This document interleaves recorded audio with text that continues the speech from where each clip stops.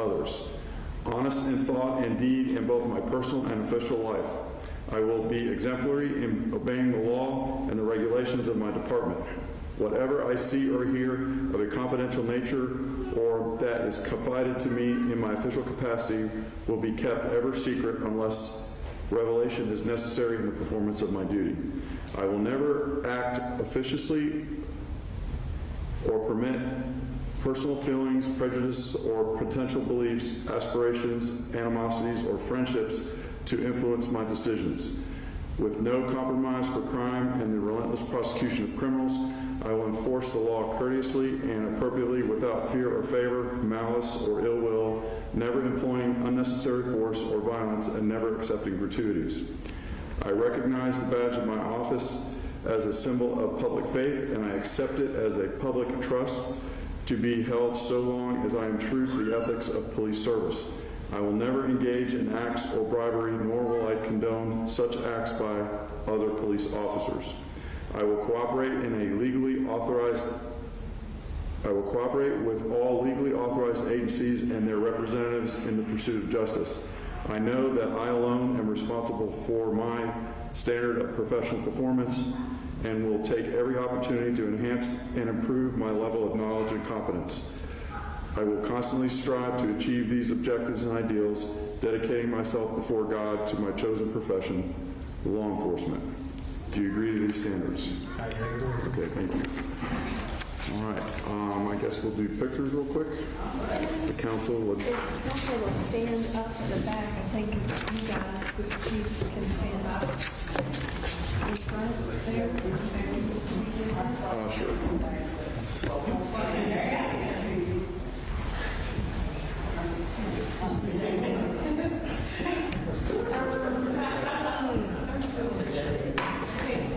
Yeah, chief, you stand up here. And if, I think I...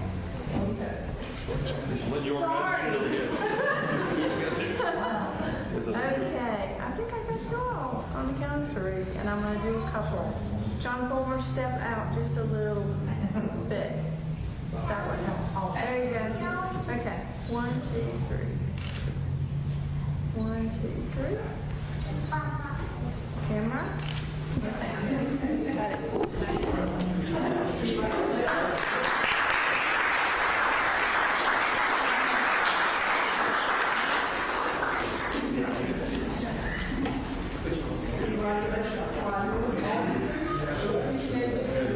Know that you will protect and serve and agree as the chief counsel indicates. Also, want to let the audience know we do have hearing devices. If you do need a hearing device, please let Lowell know, and he will make sure he provide that to you all, just to make sure that you can actually truly hear what is being said. So we appreciate you for being here. And I will now turn it over to Brandon Water. He will lead us in our public session. So this is the public session part of the agenda. This is the time for comments for things not on the agenda for tonight. So it's an agenda item, holds comments to make that item. The phone number to call in 653-9886, 653-9886, and hold your comments please for more than 3 minutes, and sign in with your name and address when you come on the comment. Again, this is limited to comments for items not on the agenda. And it's 653-9886.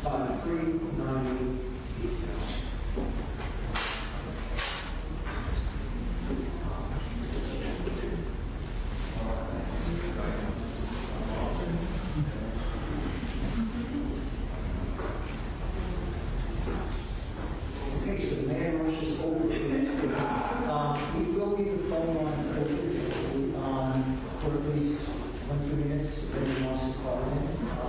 The doors close in the house. Anybody off any times?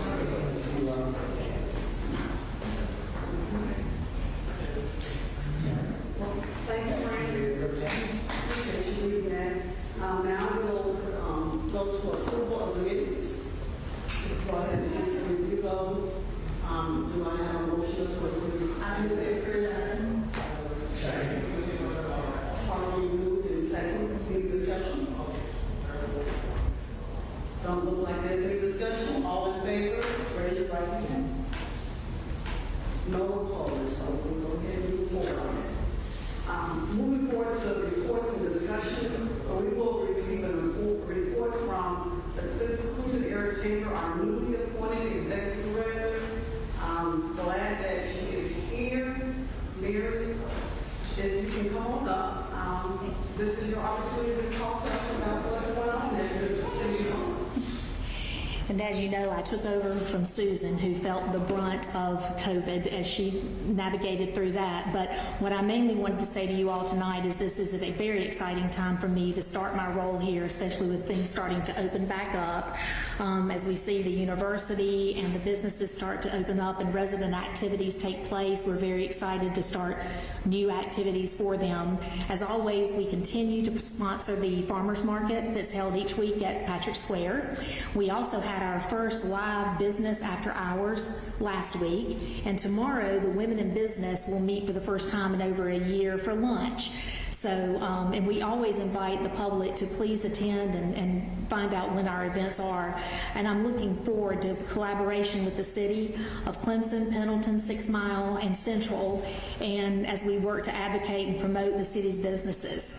And if anybody has any questions or input, we are definitely looking for new ideas and new things that we can bring to the chamber. So very much open to suggestion. And if you own a business, give me a call. Thank you so much. Do you have questions or anything?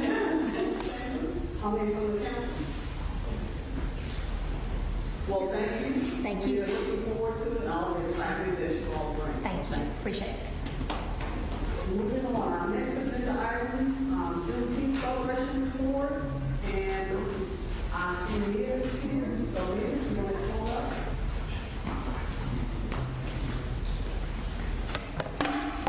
Hello everyone. It's nice to see you all in person. It's been a while, right, for everyone.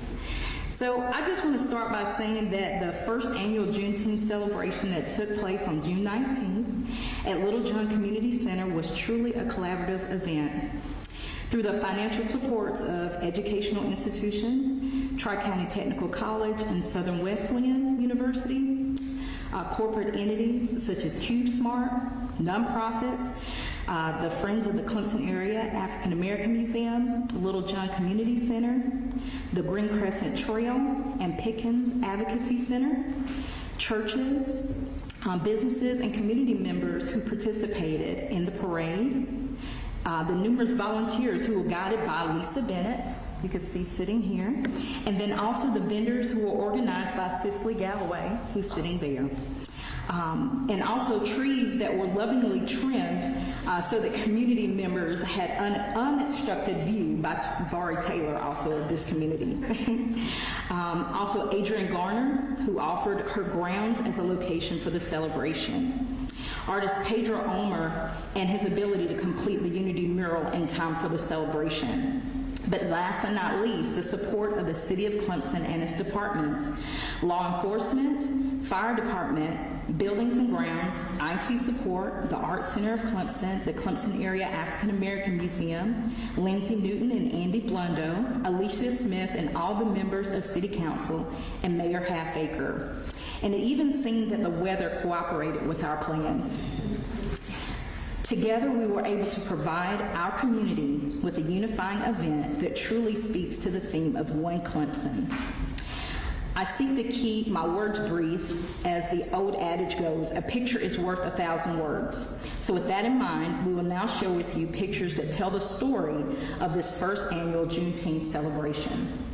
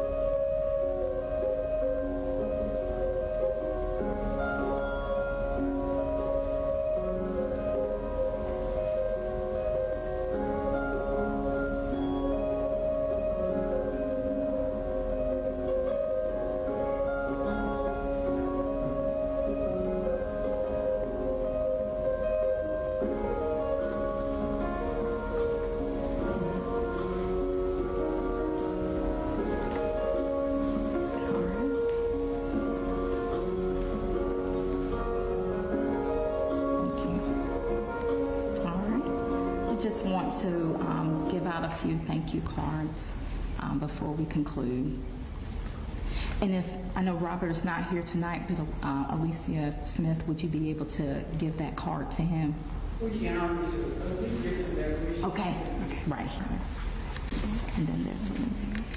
And then Andy is right there. Okay, thank you. Yeah. We'll have.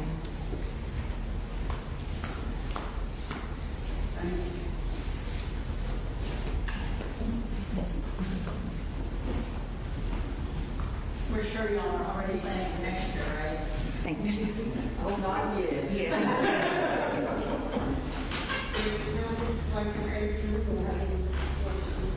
It was just great. I was so excited to see the turnout, and I admit I was one of those who didn't follow the parking signs, but no, it was great, and look forward to next year. Thank you. Thank you.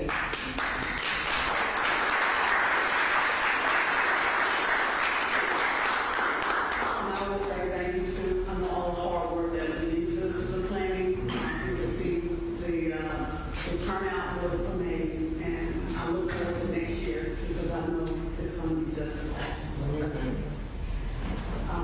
Moving to our next agenda item, it's Shannon.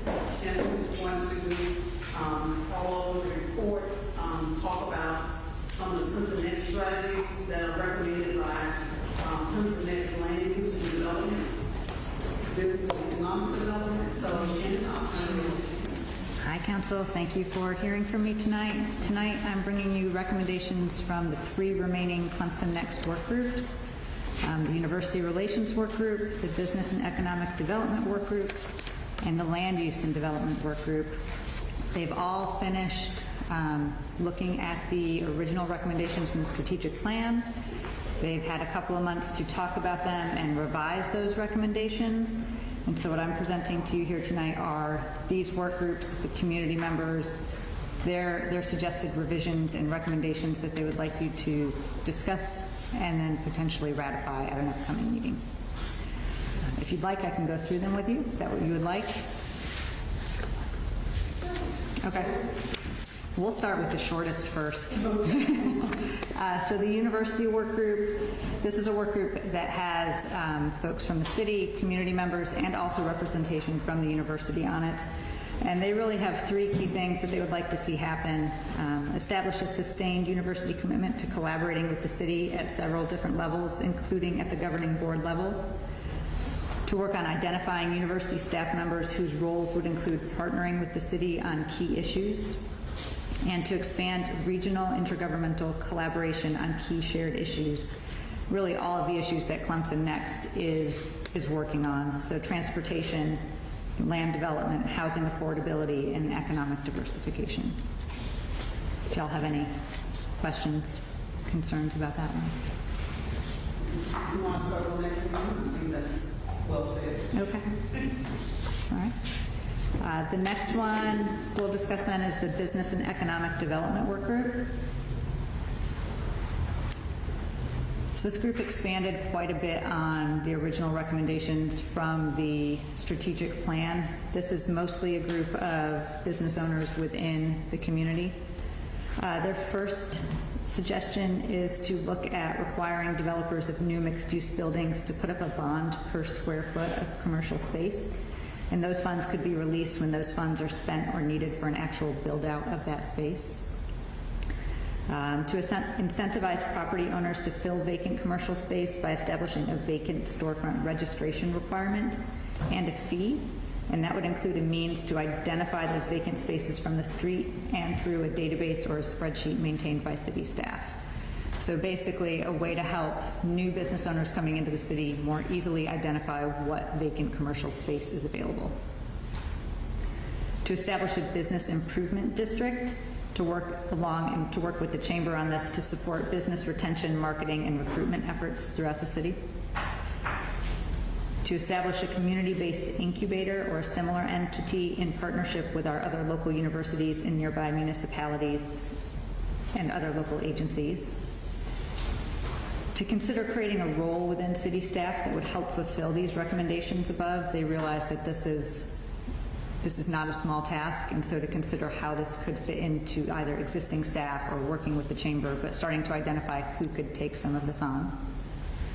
And then to look at conducting a tax equity evaluation on the mixed-use commercial space in the downtown corridor. Do y'all have any questions?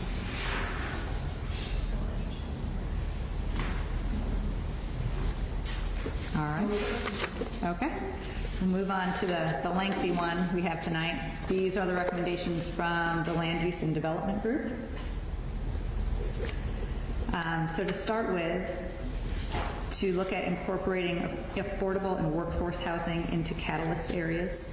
So the strategic plan identified certain catalyst areas within the city that the city could look at for planning and redevelopment purposes in the future. And this group, this is a similar recommendation that came from the Workforce and Affordable Housing Group, which said affordable and workforce housing should be a component of those areas as we move forward. To cultivate appropriately scaled purpose-built student housing development in some of those catalyst areas where it's appropriate. To establish purpose-built student housing as a new type within the residential developments category in the zoning ordinance. That in those designated catalyst areas, basically the city used the plan development process, neighborhood planning processes, and other zoning tools to look at how to target new housing options to non-students. Any questions so far on the housing piece of this? Okay. The next section is on overlays. So the first recommendation here is basically they are recommending the city accept the catalyst areas as mapped in the strategic plan. Not that you accept whatever the kind of proposed potential uses for those be, but that those catalyst areas are accepted as areas that the city should look at in the future for redevelopment and decide what should go in each of those areas. So basically accepting those for further study.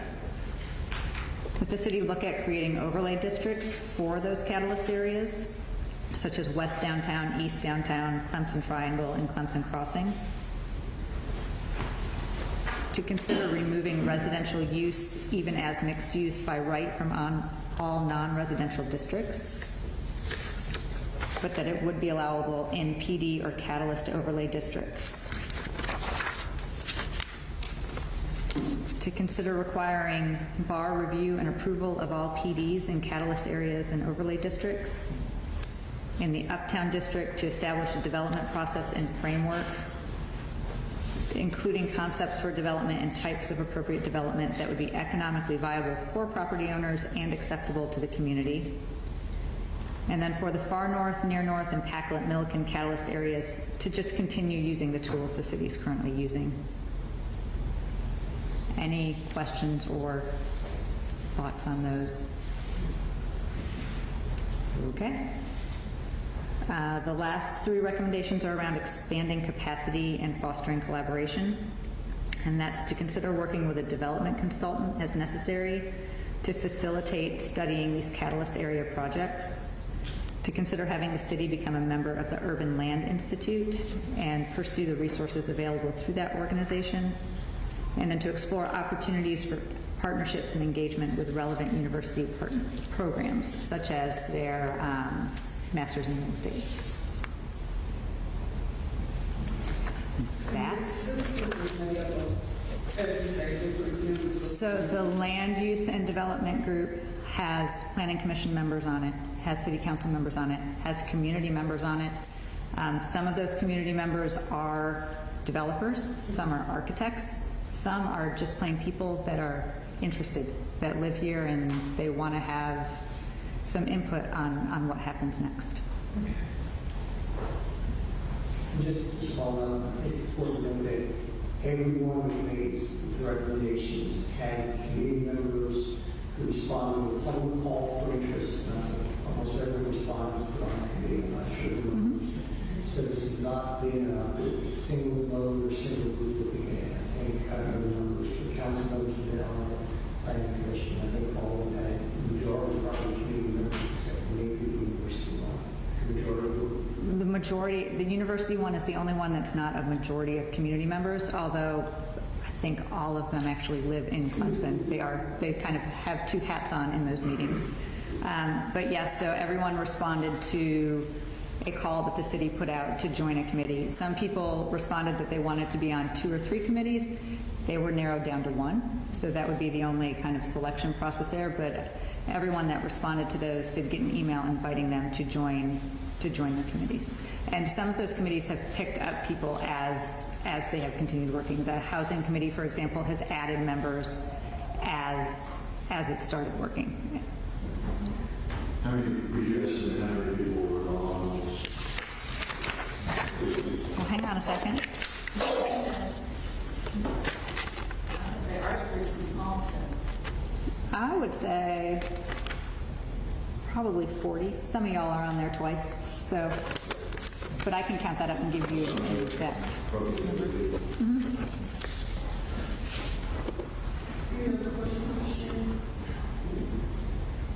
All right, thank you all. Thank you. Thanks, Sharon. Any staff? Okay, go ahead. So we haven't had any phone calls, so we officially closed the public session. Thank you for that, Frank. Now, any staff reports?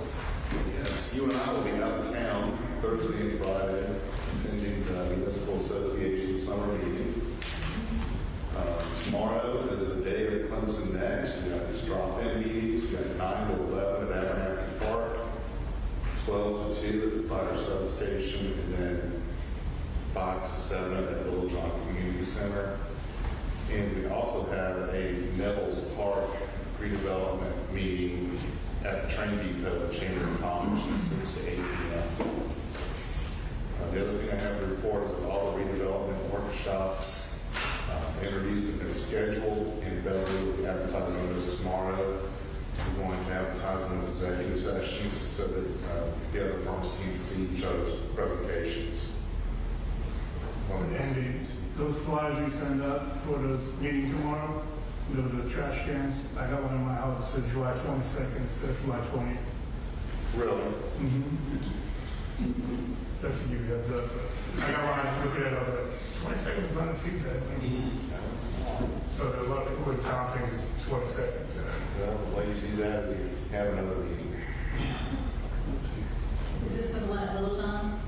Yeah, the white things I put on the trash cans are possibly, it says 22nd and the 26th. Talking about for the The Little John Community Center or something. Clemson Next drop-in. Clemson Next drop-in, yeah. Have trash can. Yeah, we didn't do trash. Yeah, we did do that for the Neville's Park. That's for Neville's Park. Right. We got to do those for Neville's Park. We have a lot going on. Andy, we resent out guys and social media. That was a misprint on that one day. That was resent out 2 or 3 times. Dave was right, but the Dave was listed wrong. Those are all staff reports. Okay, thank you. Moving on to our policy and action items. Consider the second reading of the ordinance created as a separate offense for liability fine. Councilman Smith. I don't have anything new to add. Already have comments, but I do know if there are any other comments from council about the from the ordinance. Go ahead and share that today. In the section 1, this is not us,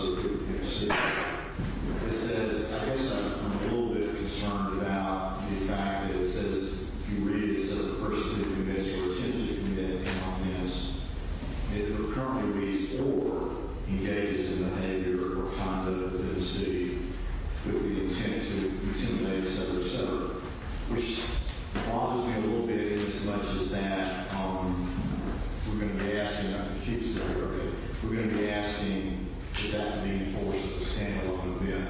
Whereas, I guess my concern is that we'd like for us to consider it is basically or and, which means that it will be tied to an event such as who commits or attempts to commit an offense. And I'm really concerned here is not in the statement and not that it stands alone, it's more about the enforcement, the difficulty to enforce. So that means that our officers are going to have to essentially almost be present to view what would be a verbal altercation between two individuals. And I just question how really enforceable that will ultimately be. I do, Mary's helping with this, so this is not something she's schooled me, so anyway. I do know that we now, in our municipal court, we can have assault, basically some assaults, and also what's mischievous trespass, which essentially is things such as graffiti and those types of things. And so by having the and versus the or, that means that you would essentially attach the hate crime issue or hate crime to that assault if that's applied, and or if it was malicious trespass such as the graffiti or whatever it might be, you would attach it to that, but not as a standalone event. I do know that there are three large cities in the state, Greenville, Charleston, and Columbia, all do have this, and I don't only know that Greenville is the only one that actually has an and. I know Columbia and Charleston does. So that was, I guess, the reason I'm also thinking that it would be, maybe it would be smart to use the and versus just the R there. I talked to Jerry today again, and Jerry Carter, and the House has passed it for the state, but now, of course, it would be on much more larger crimes. Obviously, it would be tied together that way. And so it's anticipated the state law would also be an and versus an or, so it would be a statement on that one. So that's I guess that's where I am, but I have no real issue with it other than that. I personally think it should be tied together. And I didn't know whether she had any comments on it or not, as far as the enforceability.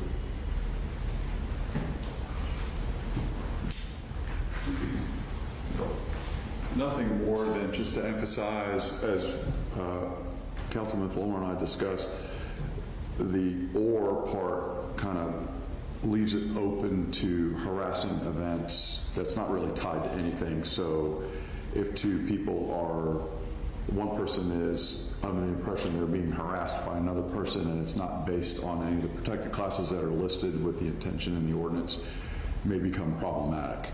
And that's the only part of it that may be a little confusing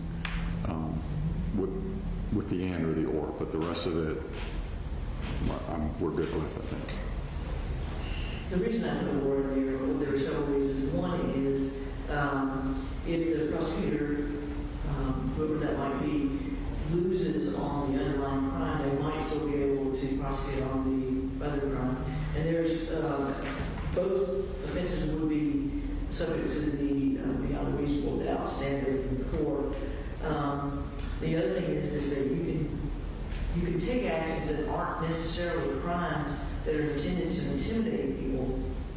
And if you put and in there, you have to have an underlying crime. There's ways to intimidate people that maybe don't constitute a crime, absent the participation or the intent, the motivation being to harass or to intimidate or assault. And we may not have a law that constitutes the underlying crime for whatever people come up with to try to intimidate people based on protected categories. So those are the reasons I put the word in. Not only is it an attempt to commit an offense, but also I felt like it was appropriate to put a war in there because you could engage in behavior that maybe didn't rise to the level of a crime, but still was intended to intimidate, harass, threaten a person. And that's or their property. And that's what we're in there. Not surprisingly, I couldn't easily find the city of Columbia's ordinance, but Charleston does attach it to other sections of the law. It's its own thing, but it has if you violated another section of this code with the intention to intimidate or harass based on it. That's right. So it's added, If the prosecutor loses on the underlying crime, then they can't succeed on the hate bias crime. The state law, and I think that Mr. Fulmer addressed that pretty much correctly, is it only, as written, it only applies to certain types of crimes, like rape, murder, criminal, sexual conduct, domestic violence. We would not be able to apply those to the things that we see in our municipal court, like malicious damage to property, graffiti, simple assault. Those types of crimes would not be subject to hate bias crime. So I definitely don't think that the city should rely on that state crime unless they broaden it to apply to all crimes in the state. But again, and Mr. Fulmer's right, you have to win on those charges, and the more kind of the rule of thumb is the steeper the charge, the harder it is for the prosecutor to win because there's more at stake. Just so I'm clear then, so the and makes it harder or easier to prosecute? And makes it hard because you have to win both cases. You can't just win one. Is there a problem with and or? I think that's the same thing as or, isn't it? I don't know. Well, I mean, it makes it both. I mean, you can do it either way. I mean, one or the other. I mean, I think that is one or the other. I do anticipate that an officer will typically charge this based on an and situation where there's like a beat down of somebody and then they're charged with a hate crime based on the facts of the case. What was I going to say about the... Does it give the prosecutor the ability to go with one or both in that You can go with the case? original crime. The way it's written gives you the opportunity to do either one, depending on the crime. You know, the conduct, like let's say I take a swing at you, but I miss. I've attempted to commit a crime, but there's really no attempt to commit an assault under our current assault laws. They kind of took away, when I was in law school, it was always assault that put you in fear of a battery. There was a difference between assault and battery, but our states kind of mashed all that together. And so I take a swing at you. There are some crimes that I might be charged with, maybe disorderly conduct or something like that. But really, I haven't battered you for an assault, for what we call an assault now. There's other things that you can do that I think maybe wouldn't rise to the level of a crime. Oh, I know what I was going to say about Mr. Fulmer kind of alluded to this. Officers can charge two different ways. One is if they see or hear an offense and they would issue a ticket. A traffic stop, they saw the car speeding, they would issue a ticket. But there are other offenses that well, maybe the police aren't called to after the fact, and they would have to get a warrant. That warrant requirement entails taking it before a court, and the court is going to look at it to see whether there's probable cause to issue a warrant for arrest. One thing I heard people saying, well, you know, it's always going to be he said, she said. Well, lots of crimes are he said, or he said, she said crimes. Because people that are doing bad things typically don't want to do it in front of other people. So it always boils down to like criminal domestic violence. I mean, if you're going to beat up a spouse, you want to do it when there are no other witnesses. So it's always the issue of he said this or she said that. So that's always an issue. If you had to get a warrant, you're always doing on after the fact evidence, unless you are caught on camera downtown or something, you know. But those are issues, and those are issues that the charging officer looked at to see whether there's enough evidence to charge. And in a warrant situation, they have to go before a judge to see if there's enough evidence first before they can issue charges. So it still seems like the next one and because it would be inhabited, the hate crime would not, you would have to have the crime before you can have the hate crime in addition to the. Well, you have to have, let's say somebody called in and said, well, you know, this person is trying to intimidate me because I'm Jewish or because I'm black or whatever. That's going to be an after the fact thing, and the officer is not going to know that maybe there wasn't an underlying crime, but he may be able to charge based on the way it's written because of the intent to intimidate, harass, assault, harm, injure, or threaten another person. With threats of violence, I mean, you may not have another separate crime underneath that, but you would be able to, you know, like, let's say I call you up and I go, you know, I don't like female council members living in my neighborhood. I want you to, you know, we're going to drive you out of here. That may not constitute constitute a crime, but if I did it on the basis of your religion or any of the listed categories, that's coming a lot closer to that chargeable offense, the way that I wrote this.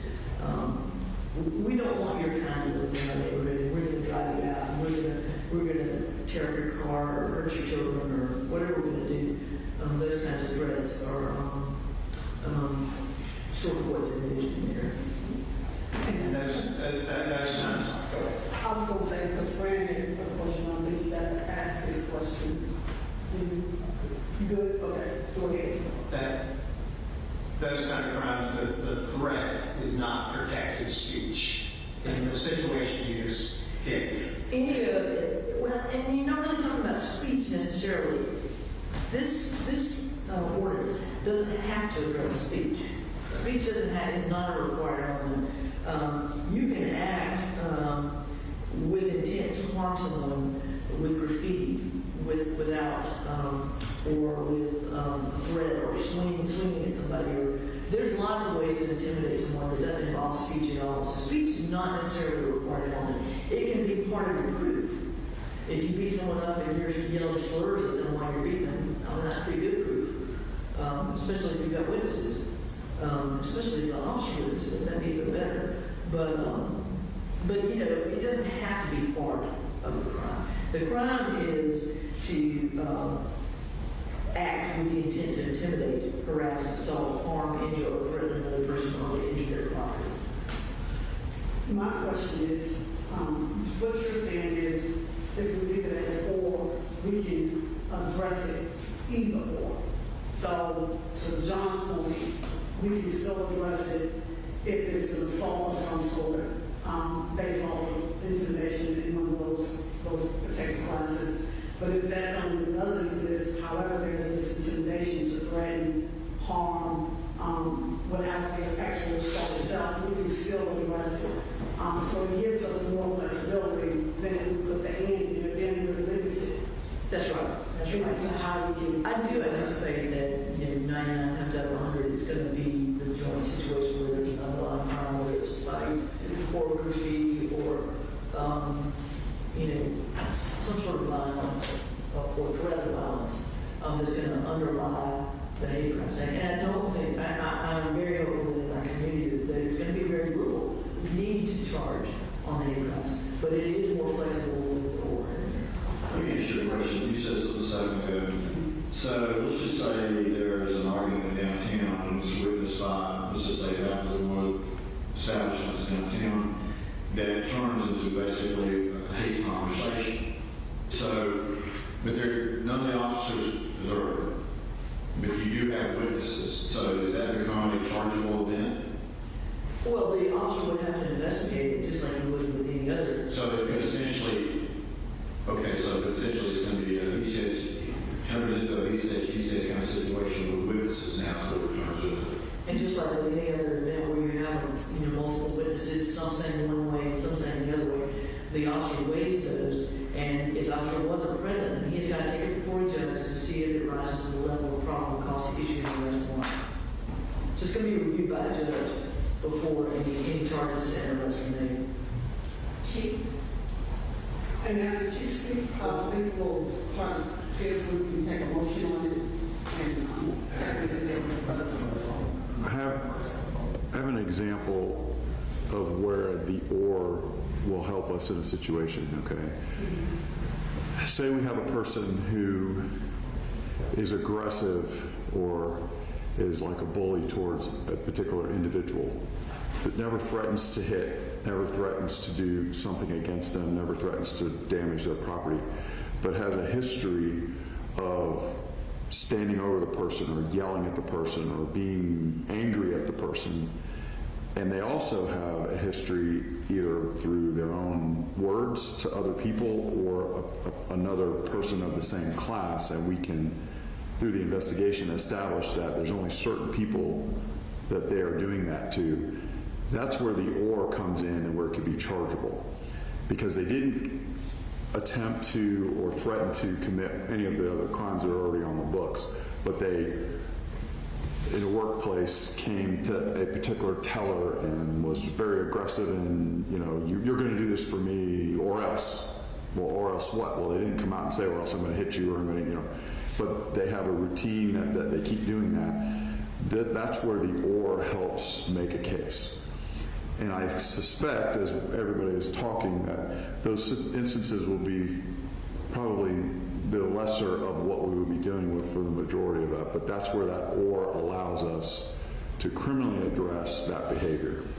And then with the sanctions in this particular ordinance, it's more of changing that behavior than it is, putting somebody in jail. So just hopefully that helps you out a little bit. But you're okay with the deal? I am, because I think the majority of what we're going to deal with, there's the first part of it is going to qualify. It's those anomalies, like this circumstance I just described, where having that or in there will help us still continue that instead of saying, well, he didn't commit a crime or she didn't commit a crime. What if you have neighbors that, again, it's a protected class, they're not threatening to commit any of the crimes, they're not threatening to do damage, but they don't want them in the neighborhood, and every time they drive by, they yell and scream at them, or, trying to do something to intimidate them and make them feel uncomfortable where they live. The or opens that up for an investigation. Just clear one more time. So the sentence or means only one thing has to occur, and means two things have to occur. Right, the and would adjoin the two, or would say the latter half is the only thing that has to occur. Are there any public comments at this time? If you would like to make a public comment, we ask that you keep it to 2 minutes during this session, public comments for this session. And if you are online, you can call in. The number is 653-9886. Okay, I didn't realize it. So if you want to call in, are there any public comments at this time? Okay, I do have one that I need to read that was sent from my city guy. First and most importantly, to state for the record, I am no friend or supporter of individuals who act from the emotional hate toward a person's race, religion, or other protected categories. However, I believe government officials should carefully weigh the necessity of any ordinance before enacting what could be considered an unnecessary or emotionally or perhaps politically favored law. According to 2019 National Total Population Census figures of South Carolina's 5.1 million population, the non-white population, i.e. the targeted racial category, was approximately 1.6 million, and of the 68 hate crimes, 39 were racially motivated. Statistically, therefore, the targeted class experienced a 0.00225% likelihood of being subjected to a hate crime. Hate crime statistics were not found reported at the city level, but it is suspected similar results will be found since the state statistics follow the national figures as well. Statistically, the obvious question is, do we as a nation, state or city, have significant hate crime activities that require or justify existing or proposed legislation? But beyond that, several points need deliberation by council, and it is hoped that all these points have already been acknowledged by council in these proceedings. An obvious response to the statistical result above would be that one hate crime is one too many and cannot be overlooked. I understand the express guilt, but if such reasoning is routinely applied, our system of laws would likely overfill the largest computer storage available. The issue before the council is whether or not the city's racial crimes numbers alone specifically warrant the ordinance. Concerning the adjudication of hate crimes, lawyers agree that hate crimes are difficult to prove, since ascertaining a person's emotional state before or during the act itself is very subjective unless there is clear proof otherwise. For example, admission of guilt. The accusation itself places the accused in a double jeopardy situation. Not only is the person usually being tried for a physical act, but also a separate charge of motivated hate, which carries its own range of increased punishments. This charge therefore requires the defendant to defend against further punishment and incur the added legal expense of litigation regardless of guilt. Subsequently, not only does the city have increased expense and effort toward court proceedings, so does the accused. Council must consider obtain a guilty verdict against the effective use of the city's assigned resources, as well as potential undeserved financial claims to be drawn from the defendant's resources. But the larger issue, and arguably the some proponents of the hate crime law or crime objective, is the curtailment of freedom of speech.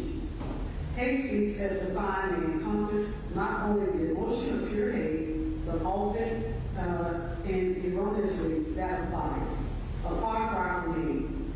For example, a person may lay claim to be pro-Christian or for heterosexual relations or for marriage between a man and a woman. Let me see.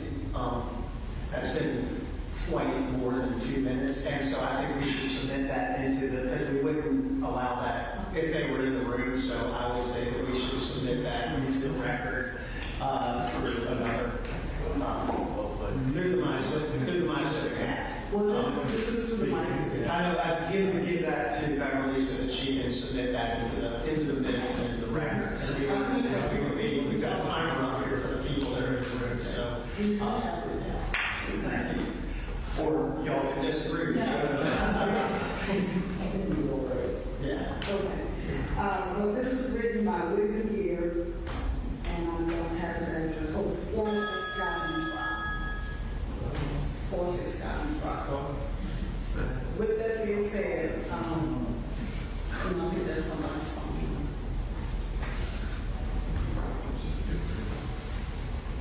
Like to make a motion. Anyone like to make a motion on this? I move that we consider second reading of an ordinance to create a separate offense for bias-based crime as So properly moved and second. Any other discussion? All in favor? Right here. All right.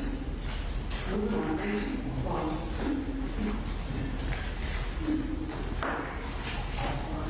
Next on the agenda is the first reading of the strategic plan ordinance. Todd.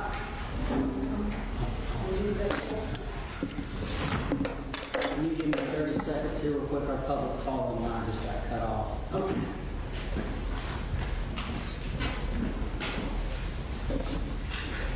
Can people out there still hear us? They can hear the live stream. Right. So Todd, you go ahead and start with this explanation before we... Yep. Okay. Good evening, council.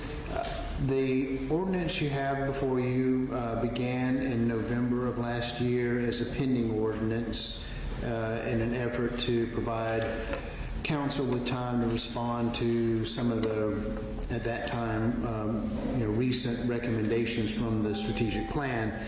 And that initially it banned multifamily throughout the city. And that over time, both council and the Clemson Next Committee felt like that might have been too extreme and made the recommendation to allow multifamily back in the residential districts, but wanted to remove it from use in our commercial districts. And Excuse me.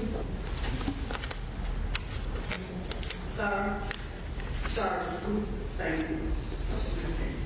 Go ahead, Mike. And so this went back and forth with council and commission, planning commission a few times, and the draft you have before you, with the exception of the proposed change to the minimum acreage for PD, contains recommendations that were approved by the planning commission in their May meeting.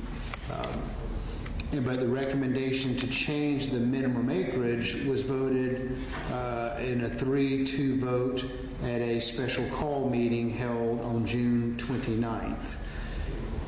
The dissenting votes in the 3-2 vote on the 29th were based on a variety of concerns, which included that there was no by right option, there was no time limit, that it did not seem to be in keeping with the legal recommendations, and that there were too many unintended consequences.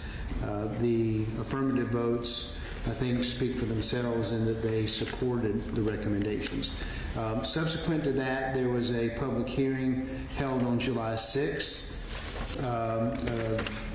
this year.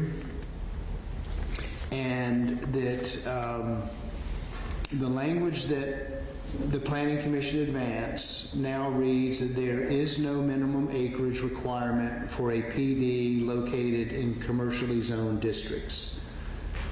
A planned development must be a minimum of 4 contiguous acres when located in or adjoined solely by R20 or R12, and then says that a planned development in all other zoning districts, which in this case would be RM 1, 2, 3, and 4, must be a minimum of 2 contiguous acres.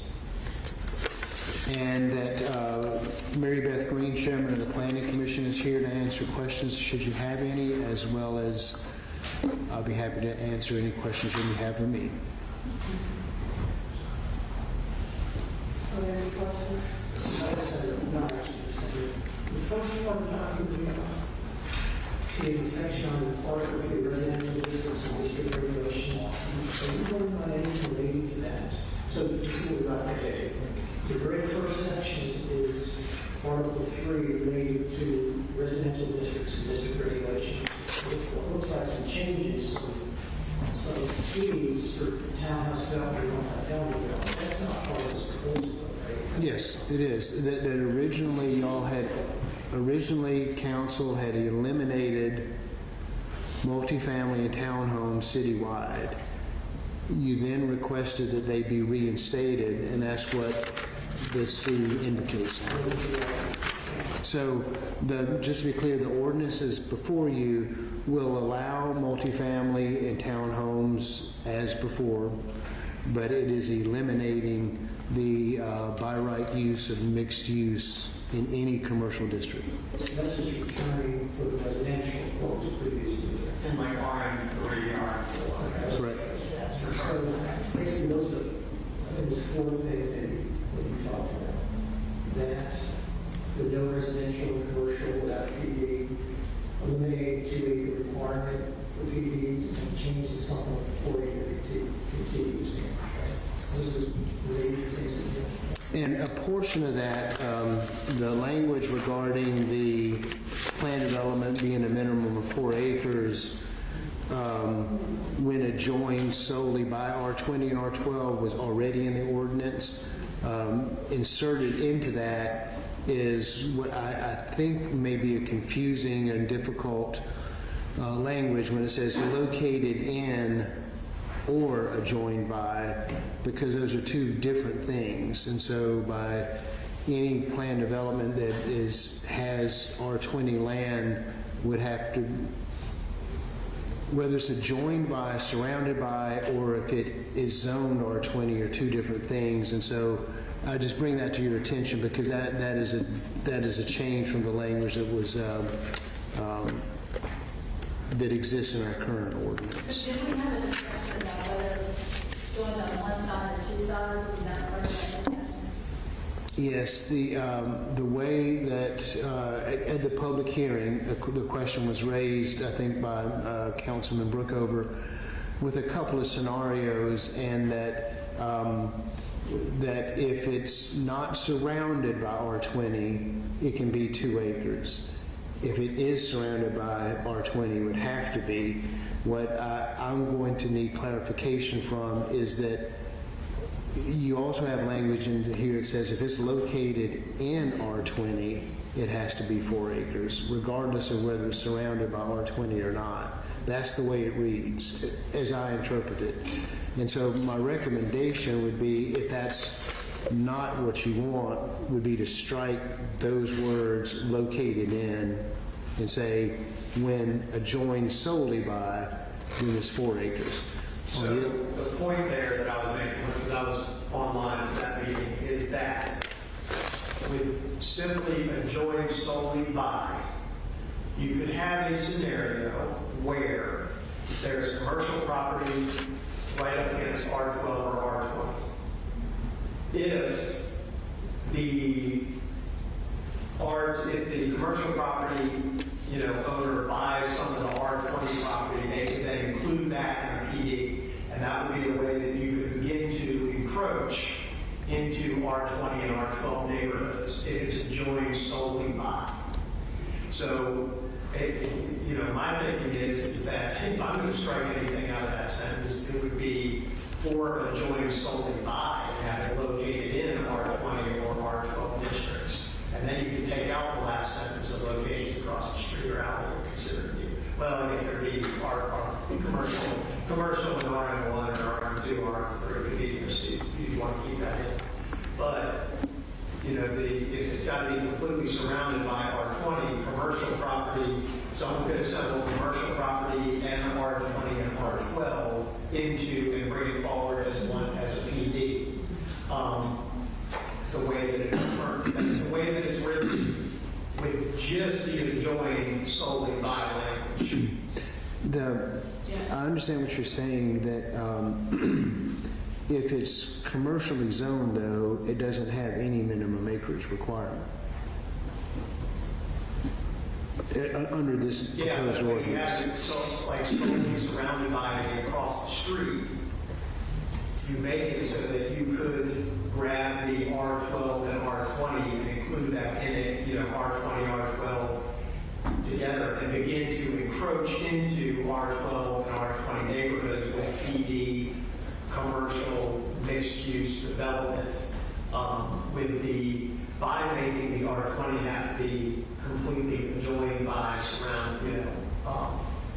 as well. So I like the in. Okay. And I'm not so sure that we need the or adjoined solely by, but I don't have a problem with it remaining in there because it leaves the option open.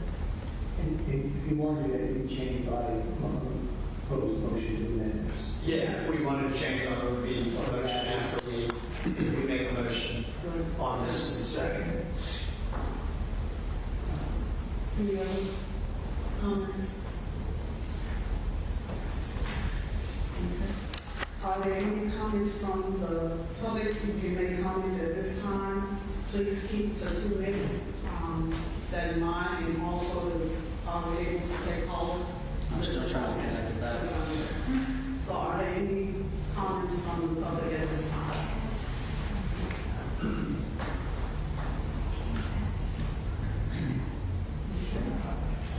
Well, no comments from the public at this time? You signing over here, yes, sir.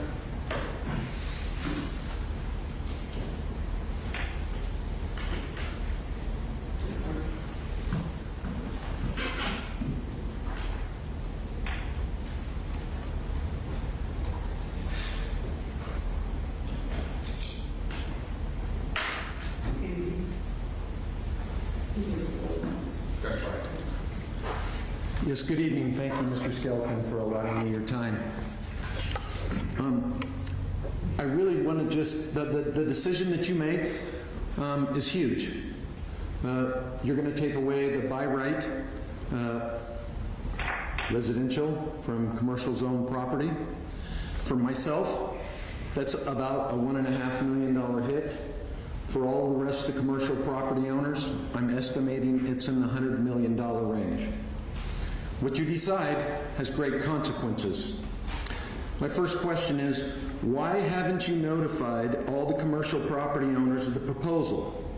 I brought this to your attention that none of the commercial property owners had been notified several months ago.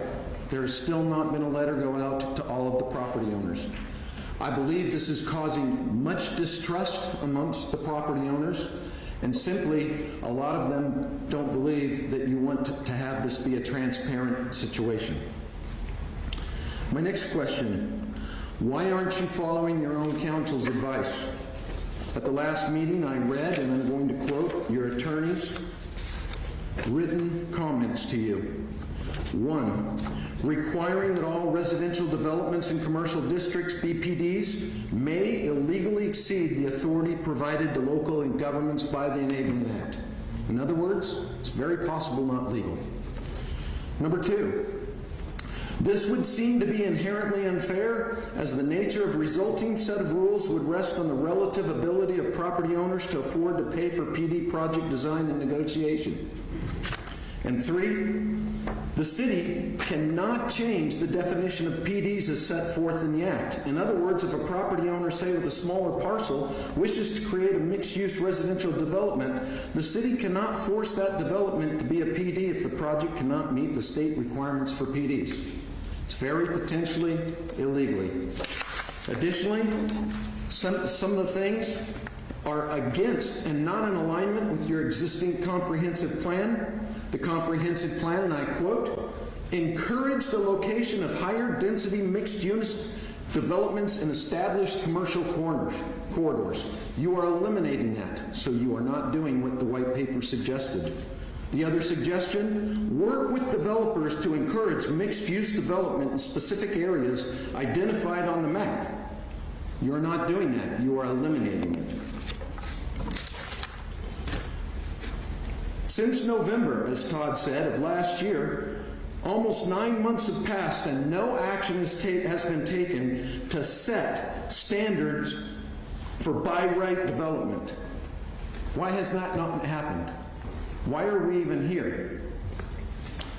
Is the council prepared to commit today to a date by which the by right standards are set for commercial property owners being developed to mixed use?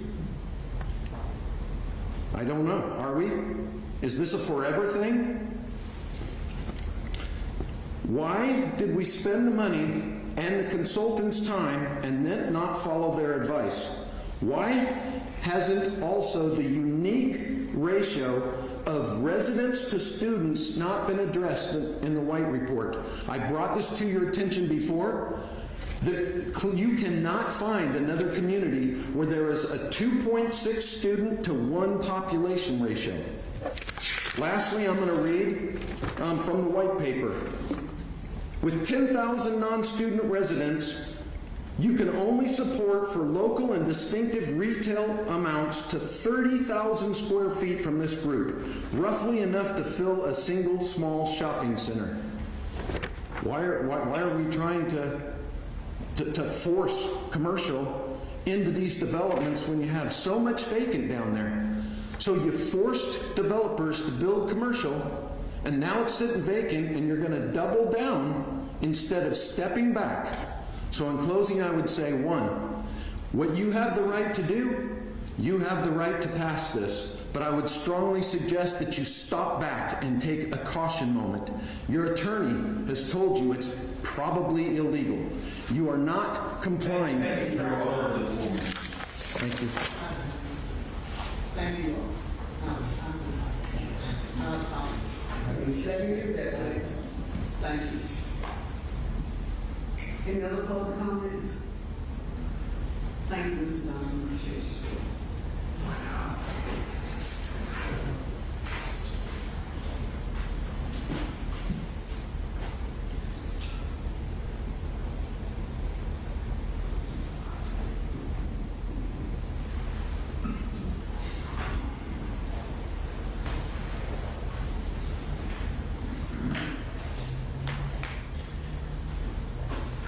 Good evening. Tausland, 100 Devonshire Court. I am I'm a little interested in how all of this is going to work. If you pass what you're trying to pass, maybe it's good, maybe it's not, but I have a really small parcel on College Avenue. I could do a development where I put my office down below, maybe one other office down below. I would only do it very minimum square footage, 500 or 600 square feet per office.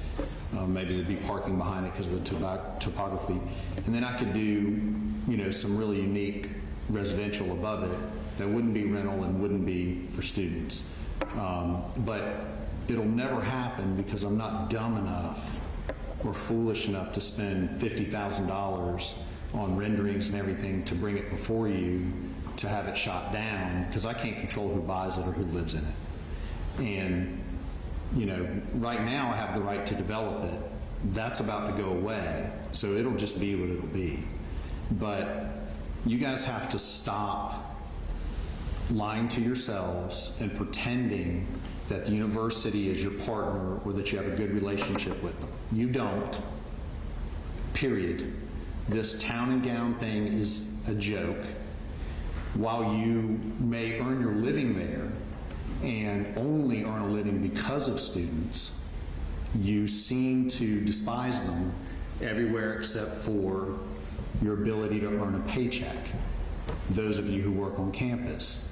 You just spent a good bit of time talking about hate crimes. Replace the word student with black or Jewish or Chinese, and we have police here. If that was law, you'd be arrested on the spot because you guys speak very ill of them. We have a lot of good things in Clemson and a lot of good things in Pendleton. And you're just going to watch the monitor, or? Well, sorry, you have 2 minutes. Yeah, Mr. Monahan's giving me his 2 minutes, but I can see the monitor and everyone else can see the monitor. So I sat through a lot of stuff that doesn't concern me. I'm not serving on council. I appreciate you serving, but you know, if all you're going to do is watch the monitor, then I'll just stand here for 2 minutes. I mean, that'll work too. But the issue is you don't have anyone working in real time to bring what you want to this community. The reason I say that is I've never heard you say what you want. And it's not just you guys, it's previous councils. We know what we don't want, but no one's bringing anything that we do want. No one's encouraging anything. No one is saying, hey, we want to pay for these sidewalks and these expansion of parks. We could get this $50 million project or $100 million project. We could do what Charleston did with Boeing, and we could forego all kinds of impact fees and taxes for 5 years or 10 years.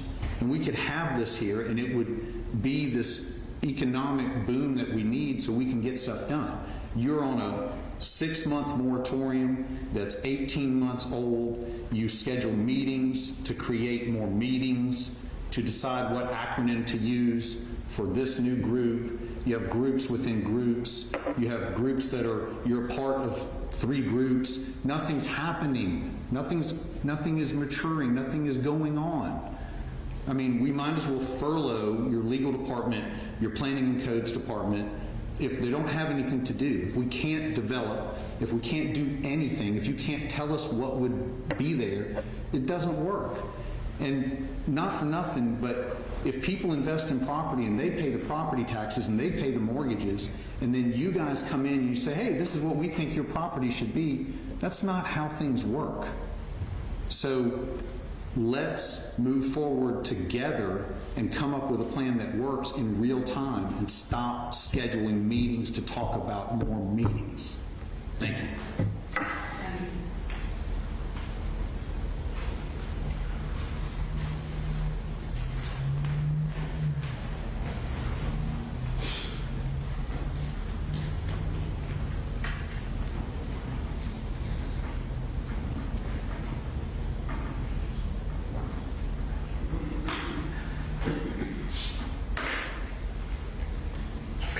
Elizabeth Vogt, 201 Martin Street. I just like to point out there are an awful lot of Verucas from Willy Wonka's Chocolate Factory in this room, all wanting their Oompa Loompa, and they want it now, and if they don't get it now, they're all going to scream. All right? Cities have a right to create plans. I think there are a lot of wonderful things about Clemson, but one thing that is clearly emerging in this town is a hall of shame. And people in Clemson, I think Southerners in general, have very long memories. And we talk about those university presidents who do right by the city, and we talk about those business leaders who do right by the city and who create good and are not just simply out for themselves. So we have heard this for 10 years now. Basically, you're denying my rights. There is an avenue to move forward, and there are procedures to move forward. Nobody is saying property owners cannot move forward, but this cannot be a wild west of development, and that's exactly what this has been for the past 10 years. So I would like to encourage you all to pass the resolution as written, and I think it speaks well that finally we have a council who's willing to take action and to say, we've got rules, We're not denying anybody the right to develop, but we're going to put these rules in place and we're going to have some input as to what the outcome is. And thank you very much. I appreciate your time.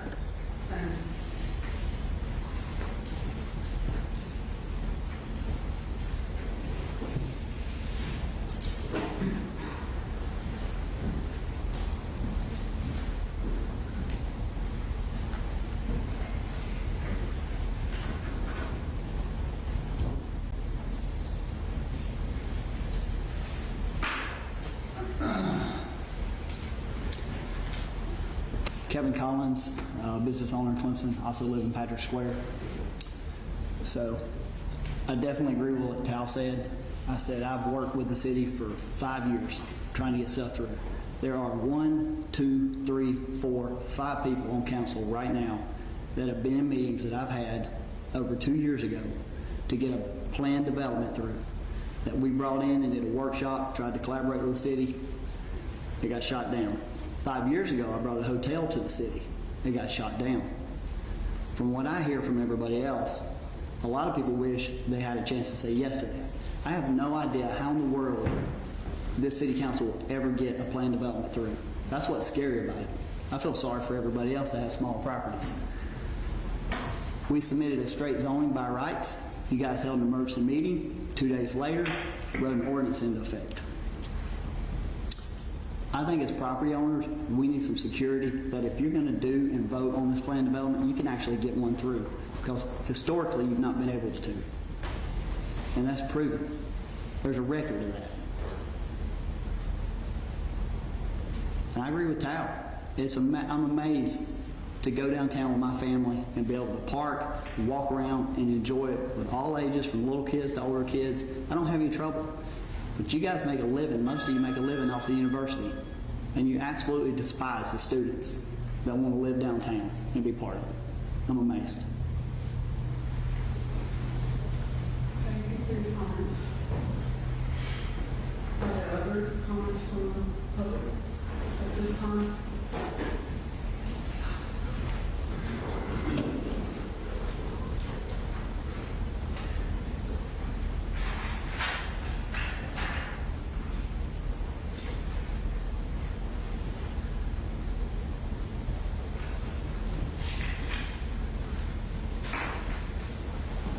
Good afternoon, John McIntyre, 202 Red Maple Way.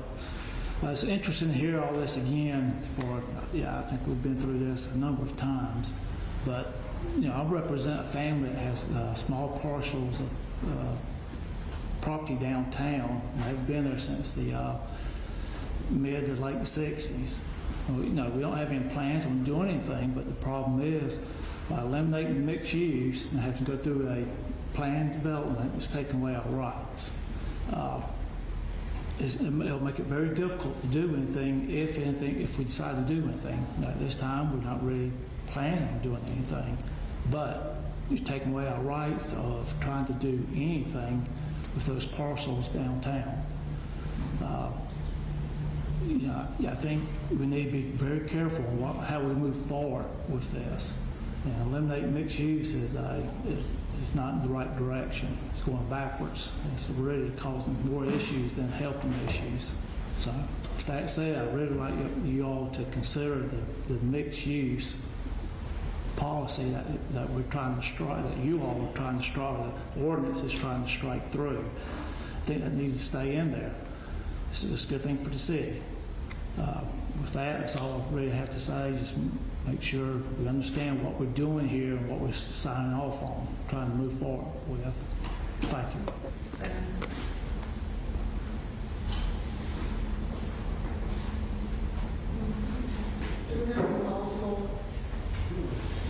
Not right now. It's come and gone twice now, so. On our end, asked us on our end, did we get caught? It's probably on our PRIS. It's been connected most of the time. So would we like to, someone like to make a motion? So I'll make a motion that we approve the changes that Todd outlined when we discussed them to us with commercial CNC districts. Second. any other discussion? Let me just make one more response. I've been on council, this is my third year, but I went back and checked the council minutes since 2017. That's all I could find a bit more. Since 2017, 4 PD-related issues have come to council. Every one of the 4 was approved. Every one of the 4.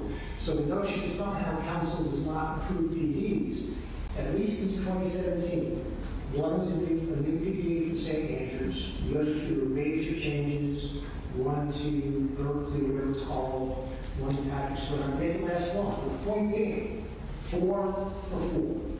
So the notion that somehow PDs don't get from council is not accurate since 2017. Now, you may choose to withdraw them. I don't know. I can't read your mind, but I can tell you, since 2017, 4 requests PD related, 4 approvals by council. No rejection. So the notion that somehow this means PDs will not be approved by council is not supported by the data. It's just not. So if that's your concern, the data says you can relax 4 for 4, all 4 approved. 0 turned down. Anything that's come to council in 2017 with PD requests has been approved.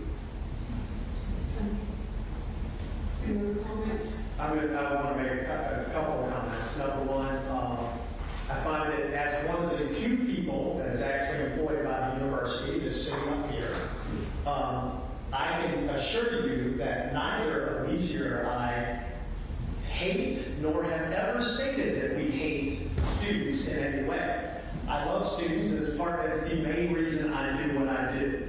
I also know, I don't ever remember hearing Frank McGuire saying that he hates students, and I've known him for 30 years. I'm sure I have not heard that from John Duckworth, or Mayor, or anyone else up here that they hate students. So that's a little more than mildly offensive. Second, I was going to say the same thing about shutdown PDs that Dr. McGuire just made.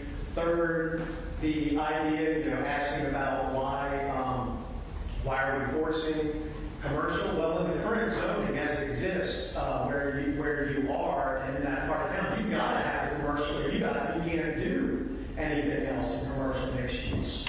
So, one or the other is you don't have that option to not do it under current zoning and the current rules. You got to have a commercial, even by right today. The other things that I wanted to get across are this. Since the moratorium happened, the Clemson Next process that we went through, that typically would be at least 12 and probably an 18-month process to get the report delivered.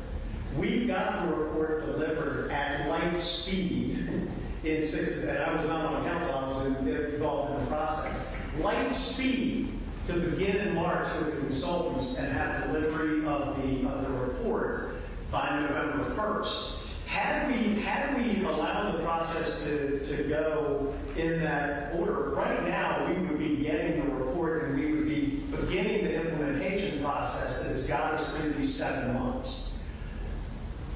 With that, on July 30th and August 4th, as Andy reported earlier, we will be interviewing a firm to come in to do the redevelopment process for the uptown area that will help us create a vision, and your all's input as property owners in those areas is absolutely critical and essential and needs to be, you will be absolutely notified, invited, and it needs to be a priority on your calendars to be there to provide input in what that vision is so we can find a path forward and create the catalyst overlay areas that are mentioned in the strategic plan that will potentially put back some buy right options for you, as well as maybe more, better and more lucrative development opportunities in that area. So I'm asking you to be patient. We have been, I know that, Mr. Collins, I know that you all had your property for quite some time, but the planning process that we've gone through in the last year, Clemson has never done anything like that. in the past, and I would ask you to remain patient. The plan is that the consultant will be in early fall to begin the workshop process, and we should have answers by then. But what we did not have is a continuation of the singular, monolithic, unhealthy development pattern for any town that you're building a single type, very specific type of housing that over top of commercial property that goes unfilled but is required by current zoning as well, that we want to get it right so that all of those things can happen and we can have a healthy development pattern that creates more opportunities for businesses in downtown and residents of all types in that area. We are working extremely hard to get there. And I would appreciate it if, and I've said this before in some of the meetings that you've been at, there is progress being made. I can imagine that it doesn't feel like it, and this will exactly, Tal, be about what we want and not what we don't want. And that's the purpose of that recommendation in the plan, specifically about the area that's being called uptown. So it's coming. And it's not, I forgot this meeting conference. It's not quite like thousands of students, including a couple in this room, at least one in this room. Cal, if you can find one student who says, I hate it here. Hey man, don't call me out. Don't do that. You're better than that, Frank. No, I'm not having any of that. If I'm limited to 2 minutes, we're not doing this back and forth. What I said, I stand by. You love those students in your classroom, just not next door to you, and not downtown Clemson. That's what you guys are saying. If we were building a monstrosity downtown that was 55 and up, maybe you would like to live there so you could walk to the new church, et cetera, et cetera. That would be one thing. But what you're doing right now is really beneath you. You're better than that. Don't call me out, okay? But it wasn't a comment. We'll get that. Let me just finish what I was going to say. Thank you for the Cal for that. So I would ask you not to interpret this as anti-student. It's not anti-business. It's not anti-development. It's pro-city of Clemson. And if you want to work with us to help this be a better document, a better approach based on your framework, please do. We've invited many people to participate in lots of parts of Clemson Next. I'm inviting you to participate in what's coming up. But don't mistake this as anti-anything. This is pro-city of Clemson. You get a chance to shape that. Everybody's room hopefully will. If you choose not to, and choose to come to a meeting later on and just comment on that's up to you. I would urge you not to take that approach. But please believe, I speak for, I think everybody here, not anti-student, not anti-development, not anti-business, not anti-anything. Pro-city of Clemson. If you truly want to be part of making Clemson better, and I believe you do. I don't ascribe negative wish to any of you. Please get involved at this point to help it become that. It's my responsibility. It's your responsibility. And I appreciate that. And I'm going to ask this to maintain order. Hopefully everything is done in order and good report. So if we can continue to do that, and before I want to make sure we give everyone an opportunity on council if you have anything else to say at mine. We have the motion in second, and so we have to go ahead and take a vote at this time. So all in favor of the motion that's on the floor, raise your right hand. All opposed? There are none. So let that be said that has been passed. So thank you all for the discussion. Moving on.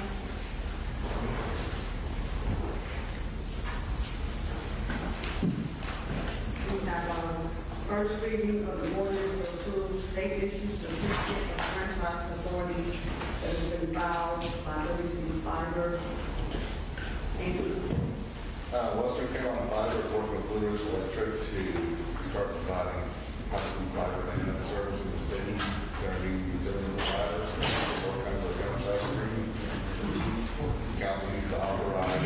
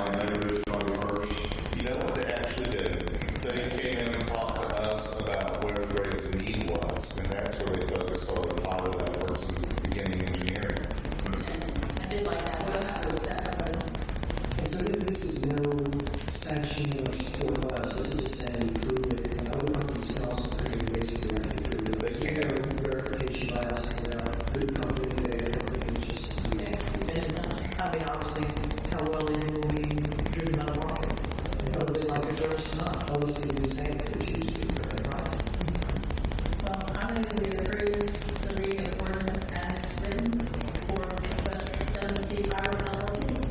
Second. All right, second. All in favor? All right, thank you. Move on to our next agenda item. This is also, consider an ordinance to annex the 12-mile recreation park into the city. Hey, we finally have the petition back from the Corps of Engineers. We worked everything out with them. And since they're the only property owner, that's 100% requesting to be in the city limits. And after second reading of this, we will be able to respond with our own law enforcement and adjudicate the cases and enforce the laws out there as well. It'll help staff out. I brought Tony in here tonight just to tell you about some of the issues they've been dealing with out there, some of the strategies they've been using to do that. And I also mentioned it in your cover memo that there's been some pretty poor behavior by some of the park users out there. And I know council had said that they wanted to hold off on the fees until Labor Day, but we feel like if we were able to initiate the fees when the gates here, 2 fees, that would do a lot to deter some of this, because using the park would be more of an intentional decision. And we could be consistent with this annexation, rewriting the behavior. I'm sorry. Was it under Clemson County Sheriff before? It still is. It still is. Well, yes and no. We respond out there but we cannot affect, any arrest that we affect would have to be under county ordinance and state law, and it would have to go to the magistrate for prosecution. We cannot take it through municipal court because the municipal court has no jurisdiction there because it's not inside the city.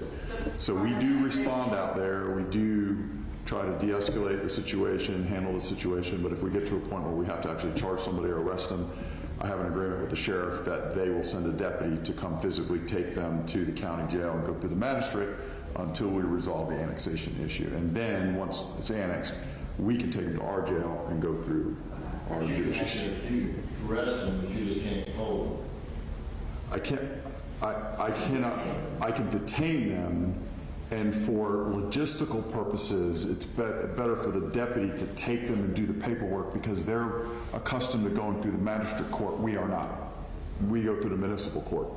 So for logistical purposes, if we knew how to do that and everything, then we would have to send our officers to the magistrate court, and it would just be a logistical nightmare. We could not and cannot, and the sheriff cannot enforce any city ordinance there now, because that's all enforceable through the municipal court, and the municipal court does not have jurisdiction there now. So any city ordinance that you pass, we cannot enforce, and the sheriff cannot enforce. So it's only county ordinance and state law that can be enforced there currently.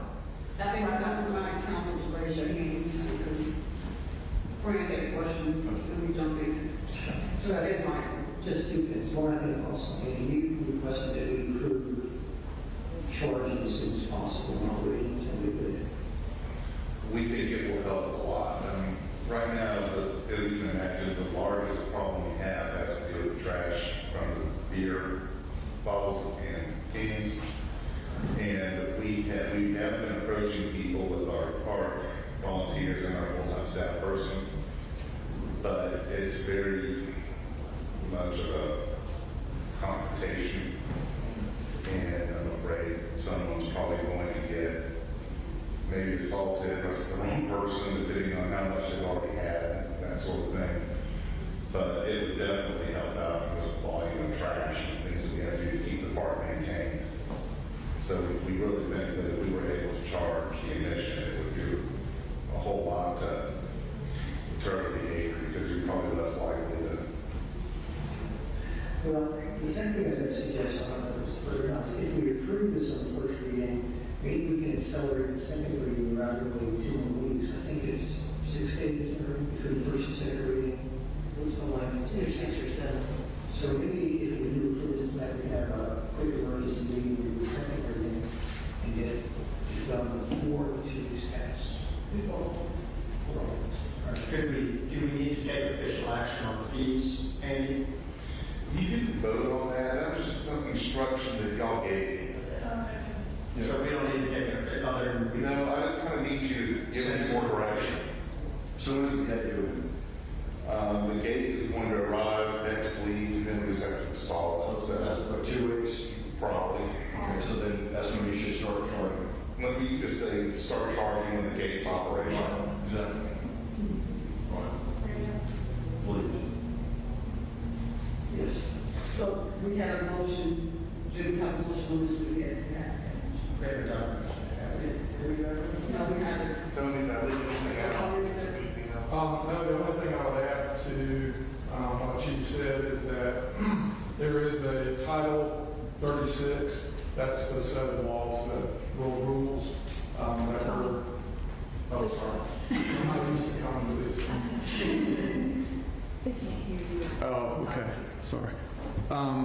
Just to add to what the chief said, what we've been trying to abide by there is Title 36, which is a set of rules set up by the Corps. These rules have been adopted by all of the counties that these landings or parks exist in. Be glad to send you a copy of those. It lays out very clearly parking, alcohol, behavior, everything. It would be a good guideline for us to even use out there for future rules, because some of it is pretty site specific.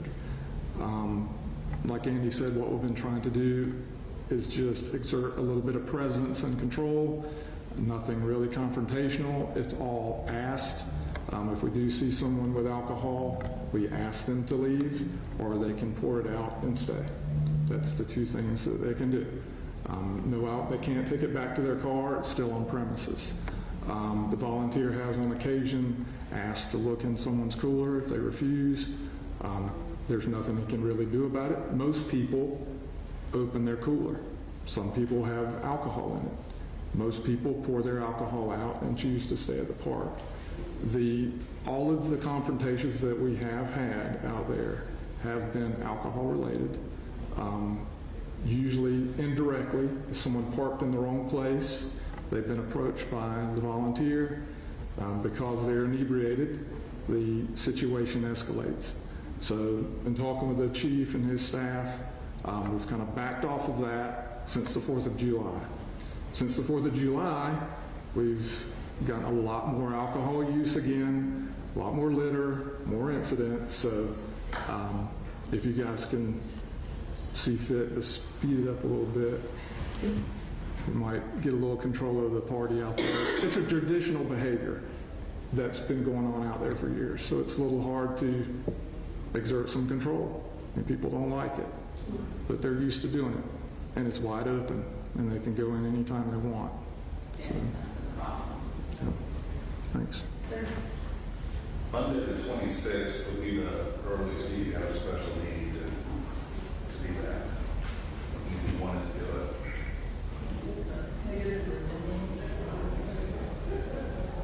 We need 4 people together right here.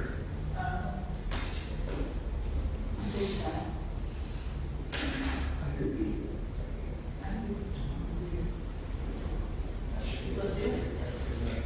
So, let me know the question. We have a motion. No, I should not have a motion. So then let me make a motion that we approve the ordinance and its code law recreation park in the city.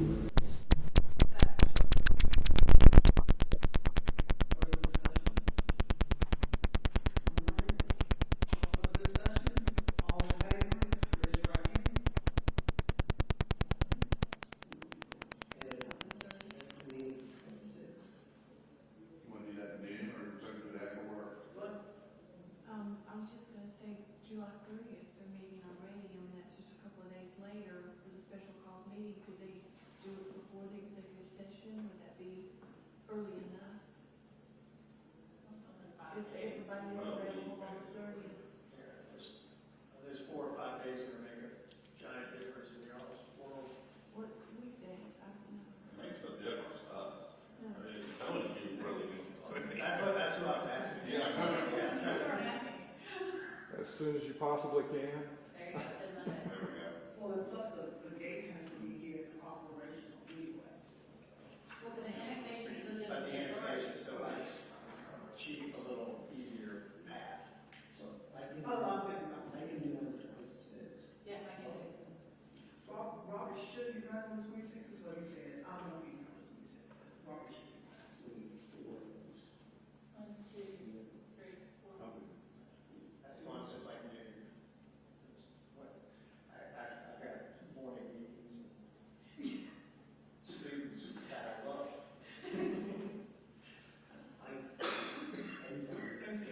I'm into that. You want to do it again? Or later in the afternoon. Oh, Either after noon or 3. Okay, then. That doesn't matter to me. I won't be here. I'm on 3 o'clock. Y'all at 3 o'clock? 3 o'clock. Let's just pick one. 3 o'clock. Okay. 26. Okay, I'm good. I just need to get it in the calendar.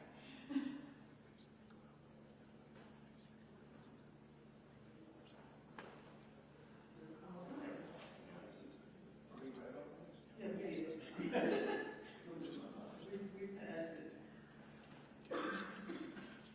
Okay, our next item is to consider adopting the revised Clemson Next strategy as recommended by the Clemson Next bracket is non-student housing workforce. Thank you for your patience and just look it over. Here a couple of weeks ago, and there was discussion on the recommendation to the traffic group and the non-student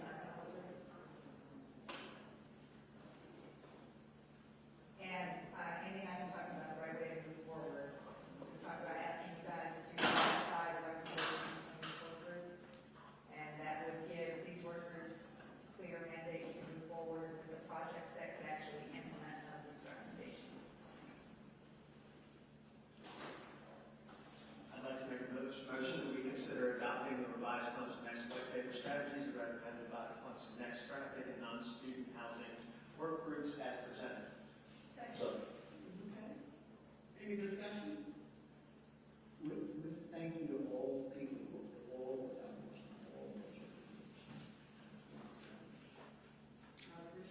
Thank you, Mr. Echols, and thank you to those who worked on these recommendations. That took a lot of work, effort, and so we appreciate the work that's going on.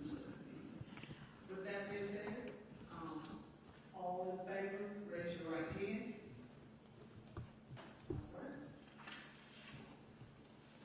Moving on, last item on the agenda is city council reports, new business. All right, Bob. Couple of things. One, Andy wanted to see if you could work on getting Chris and Benji to get an update on their work with the roads and infrastructure plan and number and see where they are on that process. And two, and I'm going to look at everybody around the table here. I'd like to recommend to Andy, if it's okay with everyone else, that he begin the process of considering a job description for his replacement and get that down the road. As assistant, as assistant, your replacement in your role as the assistant city administrator. We'd love you. I would like to encourage you, and I know we can't take an official action, but get a thumbs up from people like, hey, we want you to bring a proposal to us pretty quickly because you still are doing 2+ jobs, and that's not a great situation for you. Duly noted. I'll get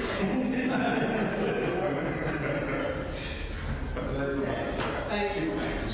Any other? Just the next conversation with council is August 26th, which is the last Thursday. Is always the last Thursday. August 26th. We're going to be July. And so we need 2 more people to sign up to do that. I'll be there. Bob will be there. Awesome. Okay. Actually, and then every 4th Thursday, every month after that. So if you want to actually sign up for that, because I see need to tell Sarah for the next one, so, Do we know where it is? it's in the fire station. Fire station. At least for now, yeah.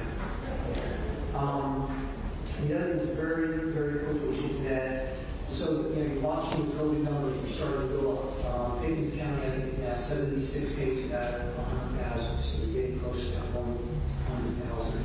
Pickens County, there's a record came this week, and Saturday's day was 53 in the moderate category. So just to keep us again on our toes, and I hope we had an emergency meeting. You also have test swabs and wonderful letters today. And some things that we have to send us. So just to sort of stay vigilant.